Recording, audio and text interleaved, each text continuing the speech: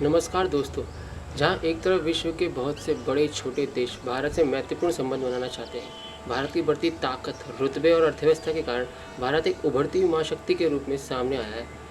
जहां भारत हर देश की पहली पसंद बनता जा रहा है, चाहे वह व्यापार अर्थव्यवस्था की दृष्टि से हो या स्वास्थ्य सेवाओं की दृष्टि से हो, चाहे वह तकनीकी आदान प्रदान या सैन्य उपकरणों के सौदों की दृष्टि से हो। वहीं दूसरी ओर भारत के पड़ोसी देश नेपाल द्वारा हाल फिलहाल में उठाए गए कुछ कदम, जिसने भारत और नेपाल जैसे वर्षों से मित्र रहे देशों के बीच एक नया भूमि विवाद को जन्म दिया है। आज हम उसी पर चर्चा करेंगे। क्या है यह विवाद, क्या कारण हो सकते हैं, इसके पीछे के ऐतिहासिक पहलू को भी समझने की कोशिश करेंगे। इस विवाद के क्या परिणाम हो सकते हैं, भविष्य में इन दोनों देशों को क्या कॉन्सिक्वेंसेस फेस करने पड़ सकते हैं, इन सभी पहलुओं को जानने की कोशिश करेंगे। तो चलिए शुरू करते हैं।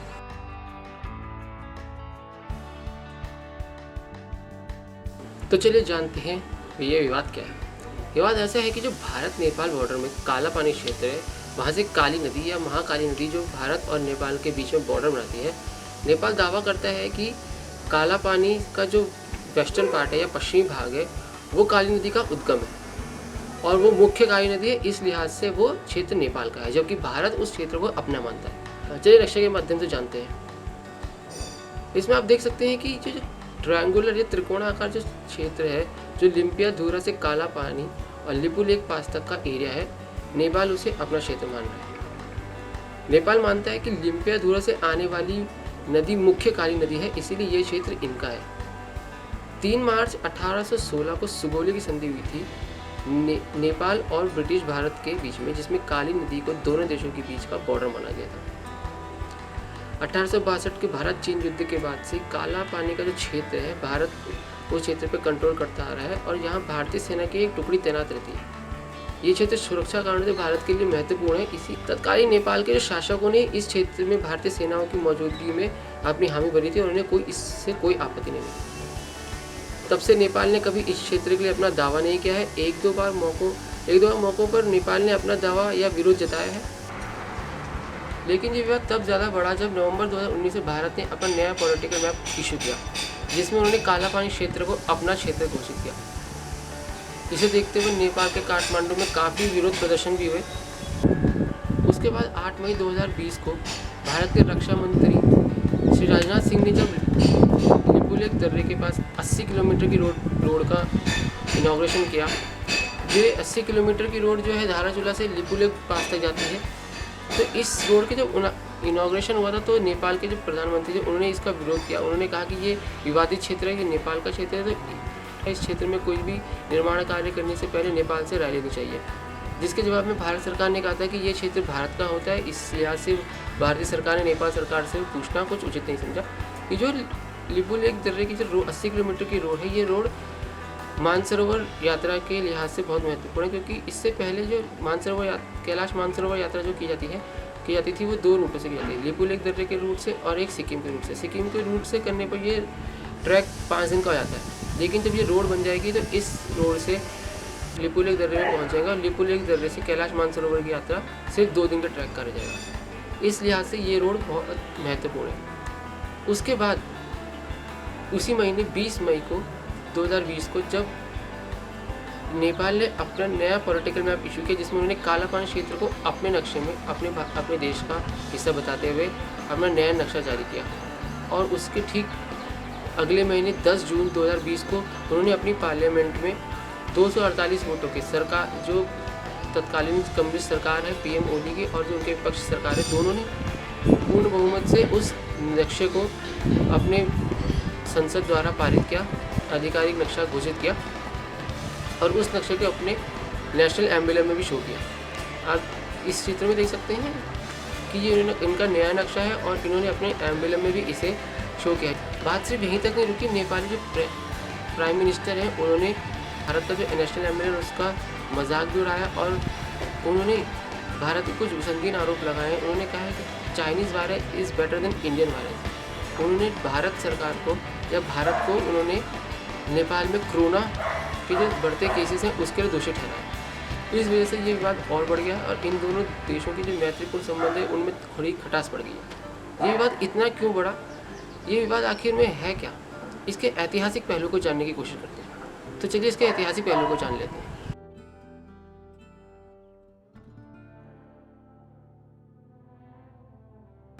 तो चलिए इसके ऐतिहासिक पहलू को भी जान लेते हैं। बात सन 1800 के लगभग की बात है। उस समय भारत में ब्रिटिश राज का शासन था। नेपाल उस समय एक शक्तिशाली देश था जिसने भारत के कई प्रांतों को उस समय कब्जा लिया था। पश्चिम की बात करें तो उत्तराखंड के गढ़वाल कुमाऊं क्षेत्र और हिमाचल के पूरे क्षेत्र को नेपाल ने जीत लिया था, वो नेपाल के अधीन था। वहीं पूर्व की बात करें तो सिक्किम पूरा नेपाल के अधीन था। उस समय ब्रिटिश शासन के लिए नेपाल एक बहुत बड़ी चुनौती था। व्यापार की दृष्टि से ईस्ट इंडिया कंपनी तिब्बत से व्यापार करना चाहता था, इसीलिए उन्होंने नेपाल से तिब्बत में व्यापार करने के लिए एक रास्ते की मांग करी, एक पैसेज की मांग करी। नेपाल के तत्कालीन जो शासक थे उन्होंने उस समय उस बात के लिए मना कर दिया और ब्रिटिश इंडिया कंपनी को तिब्बत में व्यापार करने के लिए कोई रास्ता नहीं मिला। इस बात से नाराज़ होकर ईस्ट इंडिया कंपनी ने नेपाल से युद्ध करने का निर्णय लिया। उसके बाद ब्रिटिश भारत और नेपाल का युद्ध चला जो 2 साल चला, 1814 से 1816, जिसे एंग्लो नेपलिस वॉर कहते हैं। इस युद्ध में नेपाल को हार का सामना करना पड़ा और उन्होंने अपने काफ़ी क्षेत्र को गंवाना पड़ा। उनको लगभग अपने 1/3 क्षेत्र, अपने तराई का जितना क्षेत्र था और जो उन्होंने पश्चिम में गढ़वाल कुमाऊं और हिमाचल का क्षेत्र और सिक्किम के पूरे क्षेत्र को गंवाना पड़ा, क्योंकि ब्रिटिश सरकार ने काठमांडू तक पूरा क्षेत्र जीत लिया था। इस वॉर को समाप्त करने के लिए जो उस समय के नेपाल के शासक थे उन्होंने एक संधि करने का निर्णय लिया।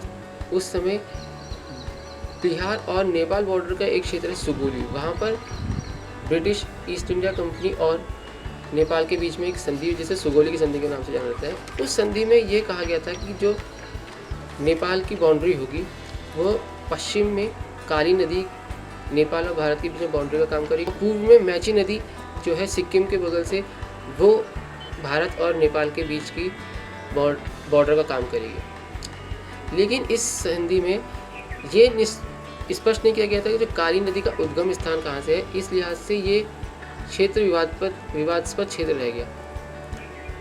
हालांकि उस समय आप मैप में देख सकते हैं, उस समय ब्रिटिश इंडिया कंपनी ने कोई ज़्यादा सर्वे नहीं किए थे, जिस वजह से उन्होंने लिम्पियाधुरे से आने वाली नदी को काली नदी मानते हुए उसे काली नदी माना और उस क्षेत्र को नेपाल के अधीन दे दिया। तब से वो क्षेत्र नेपाल के अधीन हो गया। जो कुछ समय बाद 1860 के आसपास ब्रिटिश ईस्ट इंडिया कंपनी को ये लगा कि वो क्षेत्र जो उन्होंने नेपाल को दे दिया वो उनके लिए व्यापार के क्षेत्र से महत्वपूर्ण हो सकता है, तो उन्होंने बहुत ही चालाकी से 1860 के आसपास अपने नक्शे बदल दिए, जिसमें उन्होंने लिपुला लेक पास से आती हुई नदी को मुख्य काली नदी मानते हुए उसे बॉर्डर निश्चित कर दिया। हालांकि उस समय के जो नेपाल के जो शासक थे, नेपाल में जो लोग राज कर रहे थे, उनको इस बात से कोई मुख्य ज़्यादा आपत्ति नहीं और उन्होंने इस बात में कोई अपना विरोध नहीं जताया और तब से लेके अब तक ये नदी बॉर्डर का काम करती है। लेकिन उसके बाद से भारत और नेपाल के बीच में इस क्षेत्र को लेकर कोई विवाद नहीं हुआ। 1998 में एक बार जब नेपाल के में डेमोक्रेसी आई थी, उस समय नेपाल के जो तत्कालीन प्रधानमंत्री थे उन्होंने इस क्षेत्र को विवादित क्षेत्र घोषित करते हुए इस क्षेत्र पे अपना अधिकार जताने की मांग रखी थी। उसके बाद से लेकर लगभग 2015 तक इस क्षेत्र पे कोई विवाद नहीं हुआ। 2015 में जब भारत और चीन के बीच लिपुलेख पास पर एक व्यापार के लिए संधि हुई थी, उस समय नेपाल ने भारत और चीन दोनों ही का विरोध करते हुए इस क्षेत्र को अपना क्षेत्र बताया और उन्होंने मांग करी थी कि इस क्षेत्र पे नेपाल का अधिकार होना चाहिए। लेकिन उसके बाद से लेकर 2020 तक फिर इस क्षेत्र पे कोई विवाद नहीं हुआ। तो ये इसका ऐतिहासिक पहलू था। तो चलिए अब जानते हैं इसके पीछे के क्या कारण हो सकते हैं।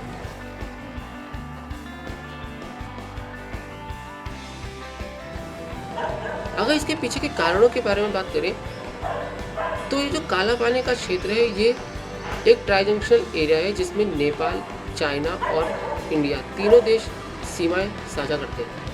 हालांकि ये ट्राई जंक्शन क्षेत्र है, इसमें चाइना भी आता है, तो इस लिहाज से ये क्षेत्र बहुत ही विवादास्पद और बहुत ही मुख्य हो जाता है भारत की सुरक्षा की दृष्टि से। एक दूसरा कारण ये मान सकते हैं, नेपाल में जो भी तत्कालीन सरकार है वो एक कम्युनिस्ट सरकार है और पूरे विश्व में चाइना ही एकमात्र ताकतवर और बड़ा देश है जिसमें कम्युनिस्ट सरकार है।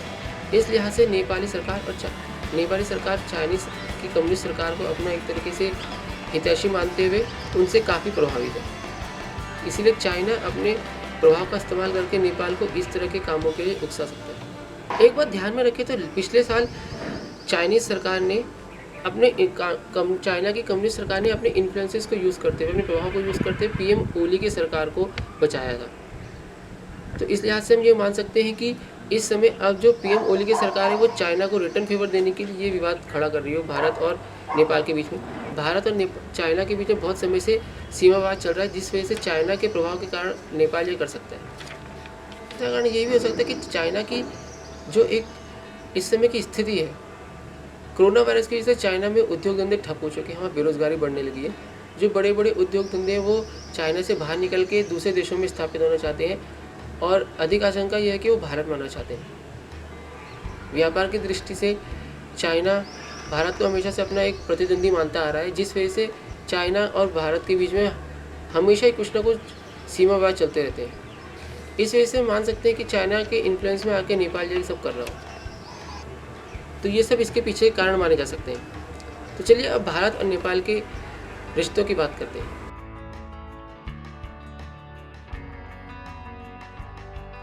भारत और नेपाल के रिश्तों की बात करें तो भारत और नेपाल काफ़ी समय से, वर्षों से एक मैत्री देश की तरह साथ रहते हैं, क्योंकि भारत और नेपाल के भौगोलिक सांस्कृतिक समानताएं बहुत मिलती हैं। भारत ने हमेशा से नेपाल में एजुकेशन सिस्टम को सुधारने के लिए हमेशा से मदद की है, वहाँ के इंफ्रास्ट्रक्चर को सुधारने के लिए मदद की है। नेपाल के बहुत से लोग भारत में आके रोज़गार करते हैं, यहाँ आके शिक्षा प्राप्त करते हैं और बहुत सी जगह नेपाली लोगों के लिए भारत में कई जगह रिजर्वेशन भी दिया गया है। जैसे यूनिवर्सिटीज़ कॉलेजेस में रिजर्वेशन है, जॉब्स में रिजर्वेशन है उनके लिए, यहाँ तक कि भारत में गोरखाओं की सेना भी है। नेपाल और भारत के पीपल टू पीपल रिलेशन बहुत अच्छे हैं और भारत में नेपाल के लोगों के लिए कोई वीज़ा की फैसिलिटी भी नहीं है, कोई वीज़ा की ज़रूरत नहीं है। वो किसी भी समय बिना पासपोर्ट वीज़ा के भारत आ सकते हैं, रह सकते हैं, ज़मीन खरीद सकते हैं या व्यापार कर सकते हैं, शिक्षा प्राप्त कर सकते हैं। इस लिहाज से भारत और नेपाल के रिश्ते बहुत अच्छे हैं। तो चलिए इस फ्यूचर में होने वाले कॉन्सिक्वेंसेस और विवादों के बारे में चर्चा करते हैं।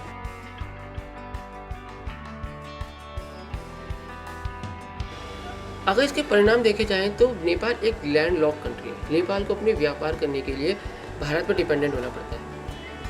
अगर नेपाल भारत से कुछ भी ट्रेड करता है तो वो रोड के थ्रू ट्रेड करता है, क्योंकि भारत और नेपाल में कोई पासपोर्ट वीज़ा की ज़रूरत नहीं है, इसलिए वो आराम से इजीली ट्रेड कर लेते हैं।